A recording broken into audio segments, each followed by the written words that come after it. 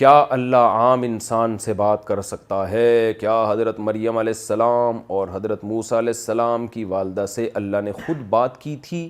کیا یہ بات صحیح ہے؟ جبکہ قادیانی اس سے یہ ثابت کرتے ہیں کہ اللہ نبی اور رسول کے علاوہ لوگوں سے بھی بات کر سکتا ہے۔ فوزیہ صاحبہ لندن سے۔ اللہ کو سب چیز کی قدرت ہے، اللہ سب سے بات کر سکتا ہے لیکن کرتا نہیں ہے۔ اللہ بات کرتا ہے موسیٰ علیہ السلام سے براہ راست، اللہ ہم کلام ہوا۔ باقی پیغمبروں سے یا اہل اللہ سے جو اللہ نے بات کی ہے براہ راست نہیں کی، بلکہ الہام کے ذریعے۔ جیسے کہ حضرت موسیٰ کی والدہ کے بارے میں آتا ہے وہ اوحینا الی ام موسیٰ، ہم نے موسیٰ کی ماں کو وحی کی، وہی اشارے کو کہتے ہیں، ان کے دل میں الہام کی اللہ نے، تو یہ الہام ہو سکتا ہے، لیکن جو ہے اللہ براہ راست ہم کلام نہیں ہوتا۔ ما کان لبشر ان یکلمہ اللہ الا وحیا او من وراء حجاب او یرسل رسولا۔ قرآن کہہ رہا ہے کہ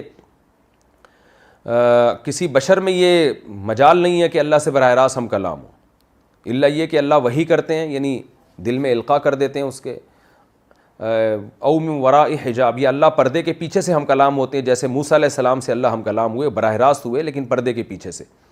او یرسل رسولا، یا اللہ کسی پیغمبر کو بھیج دیتے ہیں، جیسے جبریل، یعنی رسول کو بھیجتے ہیں، یعنی فرشتے کو، جیسے جبریل کو بھیجا۔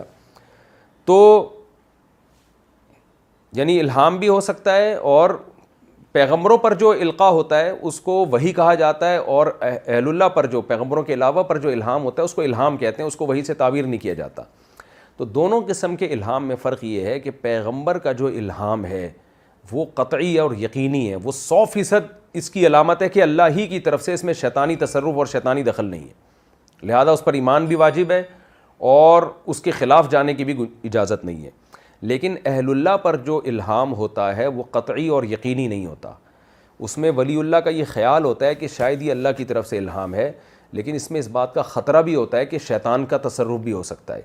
اب موسیٰ علیہ السلام کی والدہ کو جو الہام ہوا اس میں فی نفسی ہی اس کا امکان تھا کہ اللہ کی طرف سے بھی ہو سکتا ہے شیطان کی طرف سے ہو، لیکن جب قرآن نے بیان کر دیا کہ ہم نے موسیٰ کی ماں پہ الہام کیا تھا، تو قرآن کے بیان سے یہ بات ثابت ہو گئی کہ وہ شیطانی تصرف نہیں تھا، وہ واقعی 100% اللہ کی طرف سے الہام تھا، تو وہ الہام ہو سکتا ہے۔